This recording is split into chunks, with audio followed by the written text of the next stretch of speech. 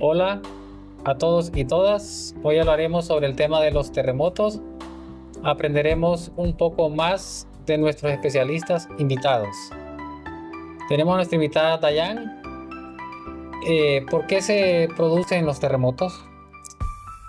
Bueno, los terremotos se producen por la liberación repentina de energía en el interior de la Tierra, lo que genera vibraciones, ¿verdad? Que se sienten en la superficie.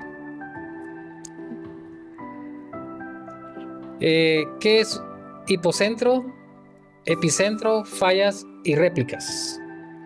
Bueno, un terremoto se origina en el hipocentro, ¿verdad? Es el punto dentro de la Tierra donde se libera la energía acumulada y generalmente esta liberación ocurre a lo largo de la falla geológica. Una fractura en la corteza terrestre donde los bloques de la roca se desplazan al punto de la superficie que se encuentran directamente sobre el hipocentro. A eso se le llama epicentro y es donde normalmente el sismo se siente con mayor intensidad y después el terremoto principal, ¿verdad? Que es común que se produzcan réplicas. Estos son los movimientos sísmicos de menor magnitud que son ocasionados por el reajuste de las rocas en las zonas afectadas. Bueno, tenemos a nuestro invitado Ángel. Ángel, mencione las causas que provocan los terremotos. Principalmente los terremotos ocurren por el movimiento y la fricción de las placas tectónicas que hay en la Tierra. Estas enormes piezas rocosas chocan, se separan o incluso hasta se deslizan entre sí, acumulando tensión durante años.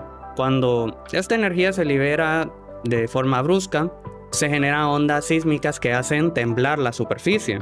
Y estas se pueden dar. Y hay otras formas por las que podría dar estos terremotos. El primero, que fue el que mencioné, que es por las placas tectónicas. El segundo, que vendría siendo por motivos volcánicos, ya sea por erupciones volcánicas o por algún volcán que llegase a estallar.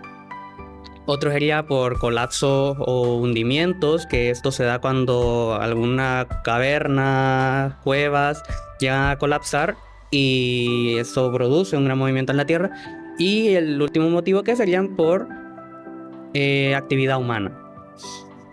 Ángel, ¿cómo se miden?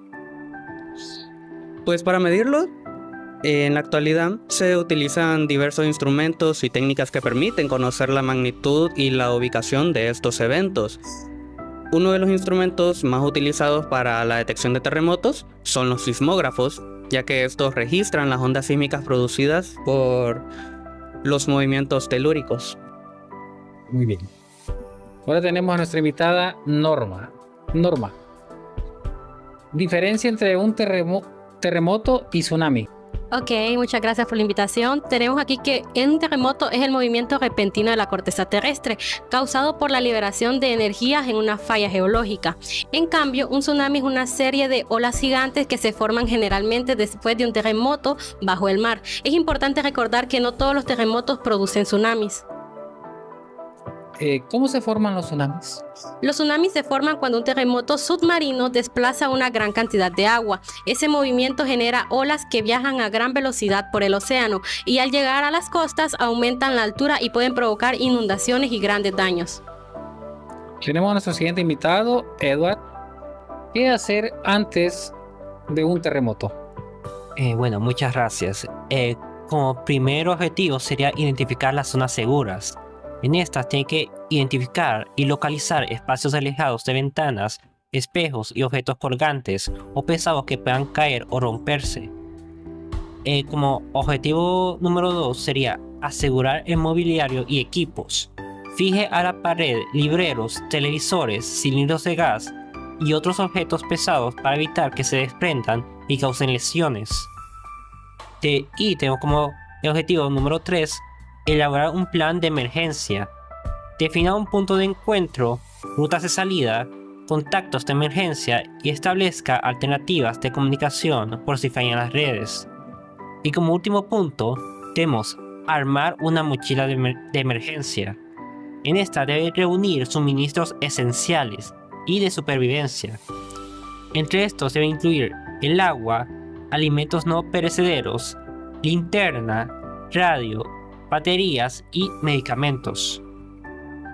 Mencione la fecha y la escala de los terremotos más recientes en Centroamérica. Bueno, tenemos el terremoto que ocurrió en Guatemala el 22 de junio de 2026. Este tuvo una magnitud de 4.7 en la escala de Richter. Después tenemos el terremoto de El Salvador, el 22 de junio de 2026, con una magnitud igual de 4.7 en la escala de Richter. Después tenemos el terremoto de Venezuela, que tuvo un evento principal que fue de 7.5 en la escala de Richter, seguido de una réplica inicial de magnitudes de 7.2 en la escala de Richter. Este ocurrió el 24 de junio de 2026. También tenemos el terremoto de Nicaragua, que ocurrió el 26 de junio de 2026, con una magnitud de 5.2 en la escala de Richter. Y el último terremoto, y es el más reciente, ocurrió en Costa Rica, el 1 de julio de 2026, y este tuvo una magnitud de 4.5 en la escala de Richter. Bueno, ahora tenemos a nuestra invitada, Griselda. Fecha, hora y escala del terremoto de Venezuela. Ok, muy buenas, gracias. Pues tenemos que el terremoto de Venezuela ocurrió el 24 de junio del 2026, que en este caso pues fue un doblete, teniendo el primero en la primera hora de 6 a 4 y en una magnitud de 7,2, y el segundo que ocurrió más o menos en 39 segundos, que fue de 7.5 pues en magnitud de Richter, con una duración de 1 minuto, con un movimiento telúrico total estimado de entre unos 3 minutos. ¿Por qué sucedieron dos terremotos con un intervalo de segundos entre ellos? Ok, para entender eso tenemos que imaginar que la Tierra intenta deslizarse para liberar una presión, pero imaginemos que encuentra un atasco o una piedra gigante pues en el camino de ella, ¿verdad? En el primer golpe, la Tierra tiembla y libera un poco pues, de esa presión, pero el atasco no la deja salir de todo el golpe, toda la presión. Y en el segundo golpe, la energía, pues ya que se quedó atrapada, empuja con tanta fuerza que en cuestión de segundos rompe ese atasco de manera violenta. Es ahí donde se ocurren, en este caso, los dos sismos que nosotros vimos hace poco. En resumen, en Venezuela hubo dos terremotos más que nada fuertes seguidos porque la Tierra se atascó y no pudo liberar toda su energía de una sola vez y tuvo que romperse en dos partes casi al mismo tiempo.